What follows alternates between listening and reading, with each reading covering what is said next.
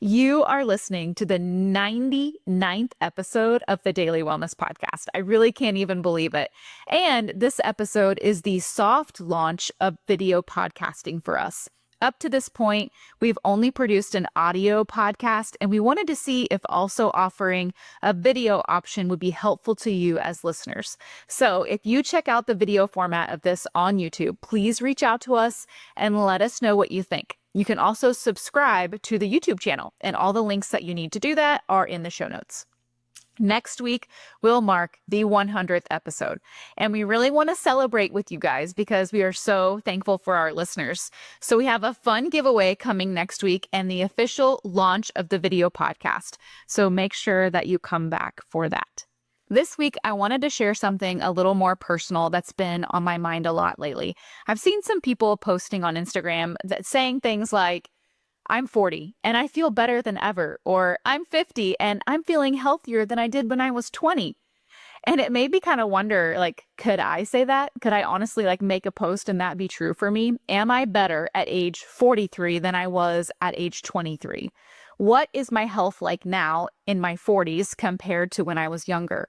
It's actually been pretty enlightening to think about, and I'm not always great at taking the time to reflect, so this was really good for me, and I think it's going to be good for you too, and that's why I wanted to share it. I think some of you will learn from my past mistakes, and some of you might really relate to how I feel now. So I hope it helps you evaluate where you're at too and where you want to be. Welcome to the Daily Wellness Podcast. I'm your host, Melisha Meredith. I've led my family on a transformative health journey for over a decade, and now I help other families do the same. This is a place where busy moms can learn about healthy living. I hope that what you learn here helps you feel empowered to take the next step in your family's health journey.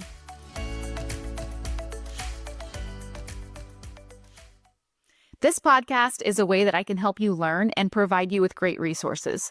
Before I dive into sharing the story that I want to share with you today, I wanted to quickly recommend a podcast that I think you're going to love. It's called Talking to Teens, Expert Tips for Parenting Teenagers. Yes, please. Each episode features different experts tackling the real challenges of raising teens. From communication breakdowns to mental health concerns, they offer practical strategies that can honestly save your sanity as a parent. What I love most is how they transform complicated teenage dynamics into actionable advice that you can use immediately. You can find Talking to Teens wherever you get your podcast, or you can use the link in the show notes. I think that you're going to thank me later. Let's get to the story. When I think about my health at 23 versus my health at 43, there are a lot of layers to think about. One of the reasons that I wanted to talk about this with you guys today is because as I look back on my life and my health in my early 20s, I realized that my mindset was not good or helpful in a lot of different ways. But I didn't really know it at the time. I just thought it was normal. Like everybody was thinking how I was thinking, right? Everybody had these kind of mental health dynamics and this inner chatter like I had. I had a lot of misunderstandings about health. I had a lot of negative self-talk. And over the last 20 years, I've also had a lot of people and mentors that have helped me to see where I was off and what wasn't good about my way of thinking. So I hope that by sharing my story and talking about that I can be that person for you, and it might bring to light anything in your own mindset that might not be good for you and help you to step out of it. So knowing now that health is holistic, right? My perspective has completely changed, and I've understood that health is holistic. And so I want to kind of talk through different areas of health in my life from the past. And so these are some of the things that I'm going to compare in this episode from then in my as 23-year-old me and to now as 43-year-old me. I'm going to talk about my mindset around health, my body image, my mental health, my physical health, including how I define health. I'm going to talk about my diet, my hormones, menstrual health, and my exercise habits. I don't know. That's what I'm planning on. We'll see where it goes. Looking back at myself at 23, it was the year that I got married. So it was actually a very happy time of my life. And if you would have asked me at that time, if I had any health issues, I would have told you no. I would have said, I'm fine. I'm healthy. I feel fine. But there were things lurking below the surface that I couldn't see or even necessarily feel or understand at that time that would start emerging over the next few years. Have you guys ever heard of the rain barrel analogy, like related to health? It basically says that our bodies are like a rain barrel. For the most part, they are strong and resilient, and we can fill them with toxins for quite a while without noticing that anything is wrong or that anything significant is changing. But we will all reach a time when our rain barrels are at capacity. They get full, and then that water has to go somewhere. So it starts to spill out over the top. The water represents the toxins that we feed into our lives through food, personal care products, unclean air and water, pharmaceuticals, chemical cleaners, pesticides, EMFs, negativity, stress, and more. All these things. It seems like it's just a little here and there, just a little here, just a little there, but it really adds up over time. And our bodies will reach a point where they can't filter out and process all the toxins anymore. And that's really what happened to me. So I'm going to kind of focus in on some areas related to my physical health. At 23 years old, I was pretty thin. I weighed about 135, 140 pounds at 5'7". And I think that's really the only thing I cared about when it came to my body at that point in time. Because to me, being thin was like the definition of health. I thought that being thin meant that I was healthy. I know, I told you guys that I had some serious misunderstandings, okay? This is definitely one of them. I didn't have an exercise routine at all. I would consider myself an active person that enjoyed sports and being outside, but I didn't have any kind of consistent routine for movement, no workouts, no weightlifting. And on the occasion when I would go for a run or something, it was very much motivated by the desire to stay thin. That was my goal. I was like, oh, I ate a lot of, dessert at Easter. Maybe I'll go for a run today so that I can, stay thin. That's kind of my thought. And then the year after I got married, so, maybe 24 years old or so, I was actually taken to the hospital for extreme abdominal pain, and I found out that I had kidney stones. In the prep for surgery, the blood test revealed that I was pregnant. And so this is actually a whole nother podcast episode. This whole story and time in our lives was like crazy. The urologist that was helping me with the kidney stone issue was so excited to tell us that we were pregnant because he never gets to tell people that. He's what he said. But because of that, I had to deal with the kidney stones very gently. And then as my pregnancy progressed a little bit, I started breaking out in cystic acne on my face and on my back. It was so bad. It was embarrassing. If you've ever dealt with that, I can totally empathize with you. I hated it. I know now that my hormones were screaming at me, trying to get my attention, but that lasted through my whole pregnancy and didn't start to get better until after delivery. Postpartum, I had problems after a few months with producing enough breast milk for my baby, and I didn't really know much to do with that. Like, I didn't really know how to help it. And I really got almost too thin after my delivery in that postpartum time, which I'm sure contributed to low milk supply. I really didn't know how to fuel my body. When I was 27, so this couple years later, I had a miscarriage, which was a devastating time for me and my husband. We don't know for sure what caused it. There was no big event that we know of that we can point back to say that this caused it or not.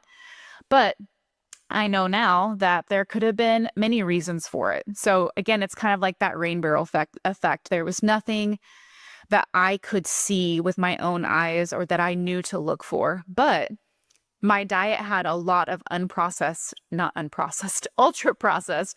My diet had a lot of ultra processed foods in it. I'm sure that I was deficient in many vitamins and minerals. I was using toxic products on my body and in my home. I'm sure that my gut health was pretty bad. So any or all of those things could have contributed to me not being able to keep that pregnancy. As for my mental health at this time in my life, it wasn't great. The way that I thought about myself and my body was really sad. Like, looking back, it's just really sad to think about. It's really hard for me to think like, wow, what if my daughters thought the way that I thought about myself? That would be just devastating to me. I would not wish that kind of mental self-talk, that negativity on anyone. That was horrible. And so, as you can see, some health issues really started surfacing for me. My rain barrel was starting to reach its capacity. My body was trying to tell me that something was wrong, and I didn't know to listen to it. I didn't know at that time to ask why. It would still be a few years later into my 20s that I started to really make any health changes. So when my daughter was about 5, so I was probably 29, 30, something like that, when I really started to make any health changes. So let's fast forward and think about, I mean, there's things that happened in between my early 20s and my 43, me at 43 now, but I'm just going to fast forward to 43 so that I can kind of compare myself at 23 and 43, which was really the whole goal of this conversation. So we're going to move forward. I'm 43. My body definitely looks different.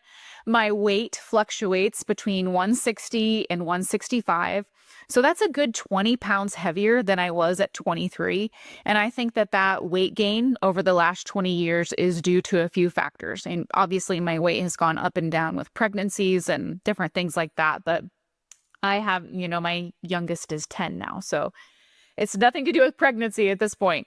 But having babies and going through a lot of hormone changes in my 20s and 30s has definitely changed my body. So I know my body is just different than it was, and that's okay. Secondly, I think when I started to work out consistently, including a lot of weightlifting when I was about 37, several months into weightlifting specifically, I had gained at least 10 pounds of muscle, and I had to buy new pants to fit my new butt and thighs. So I was like, couldn't get them on over my butt anymore, and they were getting really tight. And but I had been like weightlifting, and so I was like, wow, my body is really changing, right? And I didn't necessarily look like I had gained weight at that point but muscle changes the way that you look. So my body was just different, and I had to get different pants. Anyway, and then third, I'm in my 40s now. And it was like almost exactly when I turned 40, I felt that my hormones were shifting again. And I gained some weight during like the first couple years of my 40s. I think I got up to almost 170 pounds. And now I'm back down to 160. So I do feel like I'm starting to figure out what my body's needs are when it comes to food and exercise and things like that in my 40s.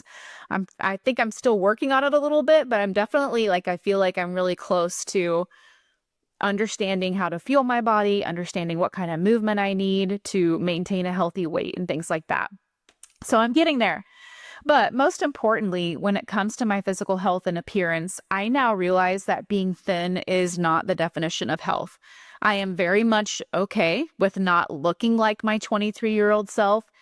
I mean, sometimes I'm like, hey, that would be kind of nice to to look like that, but I honestly am okay and happy to not look like that again. I don't feel a strong need or drive to look like I did when I was 23.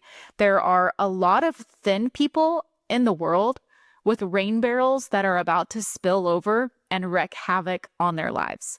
There are a lot of thin people getting cancer. There are a lot of thin people having heart attacks, thin people with depression. Being thin is not the single determinant of health, and it's not my goal at this point. Being healthy is my goal. Having a body that is resistant to disease and allows me to do all the things that God has called me to do, all the things that I want to do, that's what I'm going for. Movement and strength training are now a consistent part of my life. As a 43-year-old woman, I've definitely shifted to more strength training and mobility in my 40s and a lot less cardio. A strong body that will serve me well in my 50s and 60s and beyond is part of definitely my physical health and fitness goals. As a side note, since I'm talking about body size and image, I am not saying that we shouldn't pay attention to our body size or weight at all. It's definitely a marker of health, but it's not the only marker of health like I used to think it was. It's one marker on a broad landscape of our overall health, so we need to keep it in proper perspective. I also don't want to minimize how hard it is to let your body change. When I started eating better and working out consistently, my body changed. Gaining some weight and needing bigger pants for muscles was a bit of a mental hurdle on some days because of my past mindset. Sometimes it likes to sneak back in. But if you're taking care of yourself really well and your body changes, just keep in mind that maybe that's just how you look healthy. And that's a good thing. When it comes to food, another thing that I remember about my 20s is feeling really tired, which is kind of crazy because you're so young when you're 20. You should not feel tired. But I know I relied heavily on sugar and caffeine. I was never a light eater, but I ate a lot of ultra processed food that had little to no real nutritional value. I really had no idea how to turn my body or how to fuel my body with food or the negative impact that ultra processed food would have on me. Some ways that I believe my diet negatively impacted me, and some of this is kind of a repeat, but just to kind of put it all together here in one section, I think that my diet impacted me negatively in one way through hormone balance, or should I say imbalance. I had painful periods, that horrible cystic acne in my first pregnancy. I had the miscarriage. I had terrible mood swings. God bless my husband for putting up with me. Another thing that I think problem that was caused by food is the digestive problems that I had. I would have horrible digestive pain at times that would have me like doubled over and wincing. I relied heavily on Gas-X and Rolaids, especially during pregnancy. I had a lot of bloating and I had constant constipation. Fatigue was another problem because, again, I didn't know how to fuel my body. And I was on this high-low cycle of sugar and caffeine high, followed by a drastic energy crash. It's like up and down, up and down. And as I mentioned before, food was a culprit in my struggle to produce breast milk. Definitely with my first baby and somewhat with my second and third. I was starting to learn a little bit by then that I had the hardest time producing enough breast milk. I lost a lot of weight postpartum in those first two births. And by the third, I had learned enough to have a better experience. Definitely could have, it wasn't like great, but it was better. And now looking back, I'm just like, I did not eat near enough like nutrient dense foods during that time to really fuel my body.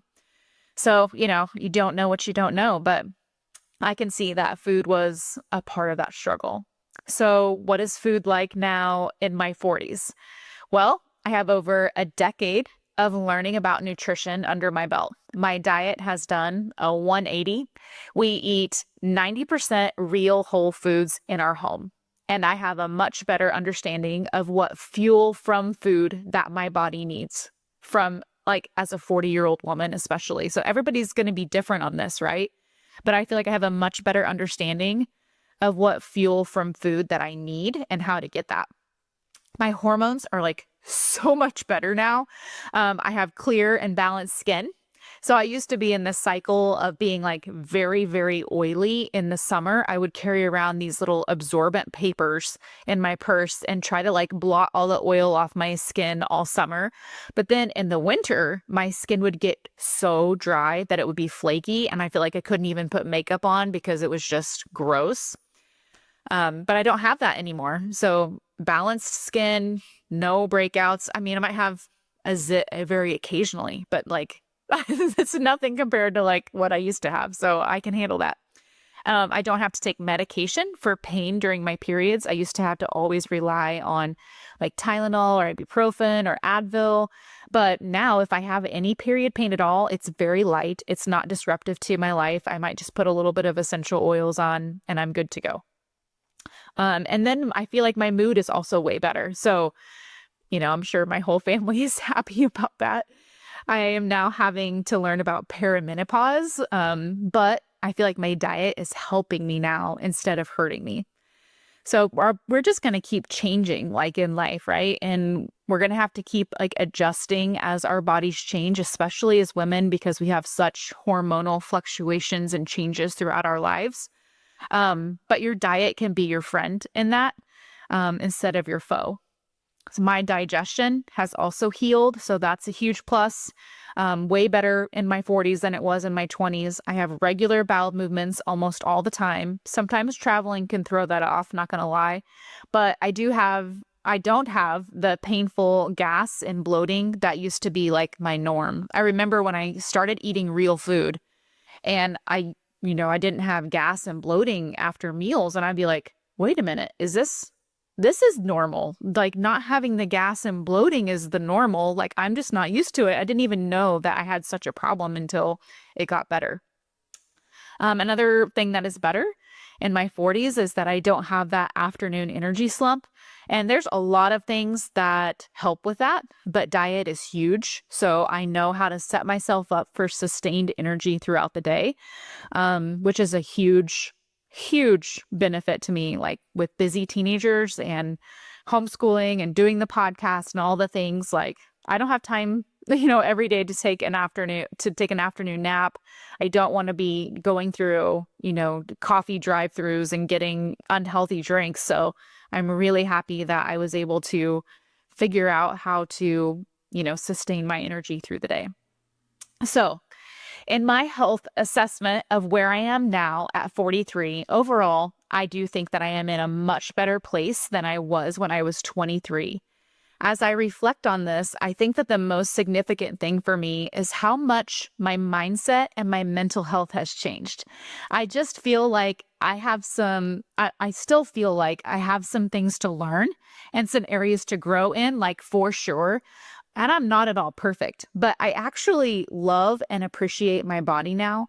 I'm not in a daily mental battle, just hating on how I look and talking down to myself.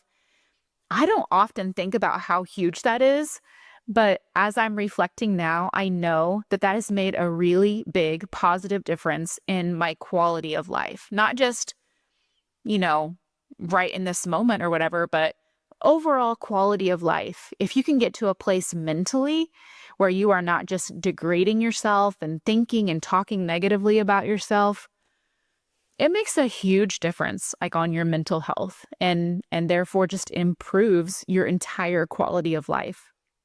I'm very thankful for the people and the practitioners who have taught me and for the grace that God has given me to learn these things. So if you find yourself in a place where you want to change some things and take that next step in your health journey so that you can say that you are in a better place, I have a few words of advice for you. Number one is to be humble. So when you start learning about health, you're going to have to admit that you were wrong about some things and that you need to change some things. And trust me, that's not an easy thing to do. It takes humility. Number two, it's very easy to get overwhelmed when you're making changes. Try to change only one or two things at a time. And don't stress out about what you haven't changed yet, because that stress is also not good for you. So be content with making progress and don't get hung up on perfection. Just as a practical idea, when it comes to something like household or personal care items, one way to keep it really simple and not get overwhelmed is just to try to change them out as you need something new. So the next time you need a new deodorant, you could just find a non-toxic one. Number three is to take personal responsibility. My health improved so much when I took my health into my own hands. I learned about my body. I learned about food, about healing, about detox, gut health, hormones, and I learned about different kinds of practitioners. This has been a long process, and I get help when I need it. I use several different kinds of practitioners for my family, but we now know that we need to ask why when something isn't right, and we need to know that it is important to get to the bottom of it. So we take a root cause approach to our health.